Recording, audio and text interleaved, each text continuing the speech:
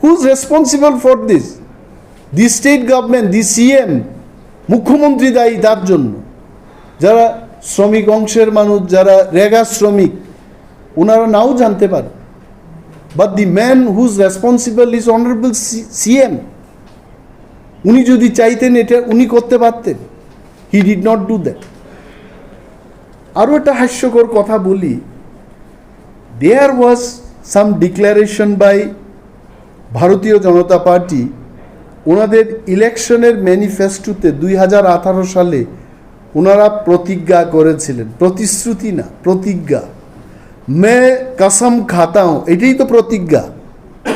কসম খা খাকে বলা, তখন তো সুনীল দেওদর্জি ছিলেন। প্রতিশ্রুতি একটা জিনিস, প্রতিজ্ঞা আর একটা জিনিস। मैं कसम खा के बोलता हूँ 100টা ট্রাইবাল ভিলেজকে নাকি এরা মডেল ভিলেজ করবে। আমারও কিন্তু ভালো লেগেছে, তো এটা সাংঘাতিক জিনিস। মডেল ভিলেজ মানে যে জিনিসটাকে দেখে দেশের মানুষ শিখবে। গতকাল একটা রিভিউতে গিয়ে জিজ্ঞেস করলাম যে পূর্ব তকচায়া তুলাশিগড় আরডি ব্লকের অন্তর্গত ওই ভিলেজ কমিটিটাও মডেল ভিলেজ।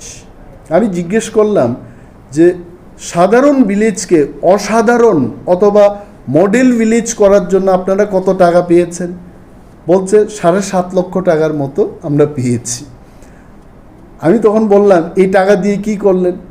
একদম স্পষ্ট ভাষায় বিডিও সাহেব ছিলেন, অন্যান্য আধিকারিকরাও ছিলেন, বলছে আমরা যাই লেট্রিন ঘর রিপেয়ারিং করার করেছি।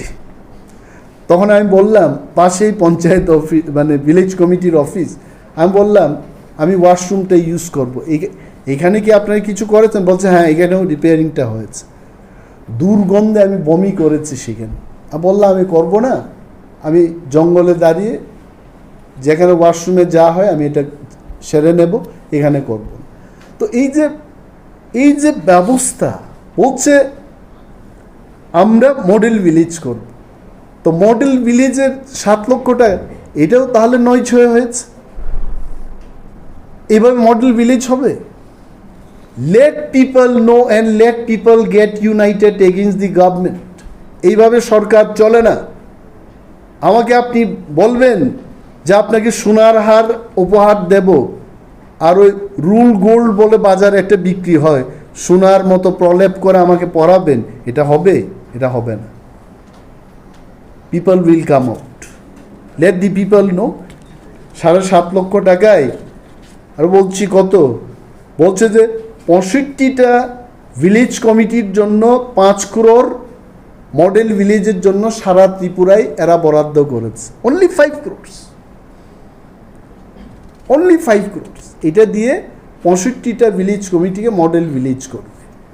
এখন টিপ্রাসারা ভাবছে আমাদের বোকা বানাতে চায়, আর হবে না। Let me talk about the health care. পত্রিকায় অনেক জায়গায় যখন পত্রিকা খুলি পড়ি, আমি জানি না আমি কি করব, মায়া লাগে মানুষের জন্য। আমাদের তো একটা পরিচয় আছে, আমরা এমএলএ, কেউ বিরোধী দলনেতা, কেউ মন্ত্রী, কেউ এক্স এমএলএ, আমাদের পরিচয় আছে। আমাদের রাজধানী শহরের জিবি হাসপাতাল, পরিচয়বিহীন কোনো লোক যদি সেখানে যায়, রুগী সেখানে যদি পড়েও থাকে 3-4 দিন ধরে, তার চিকিৎসা হয় না। কমপ্লেন কোথায় করবেন? কমপ্লেন করার কোনো জায়গা আছে? I don't see any complain centre. Doctor যদি সেখানে নাও আসে, কোনো কাউন্টারে কোনো ব্যক্তিকে বলার কোনো স্কোপ নেই।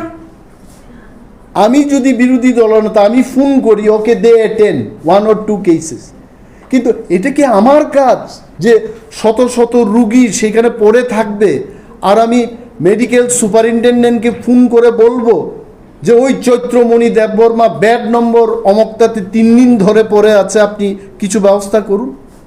কোন জায়গায় গেছে? এবং পত্রিকা খুললেই দেখি এক্সপায়ার্ড মেডিসিন দেওয়া হচ্ছে, স্যালাইন দেওয়া হচ্ছে।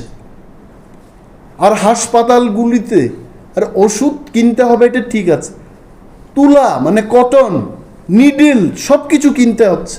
তো রাজ্য সরকারের ভূমিকাটা কোথায়? Where is your role? কোনো রোল নেই। সরকার কিছু বলছে না, মানুষ বলছে পত্রিকা ধন্যবাদ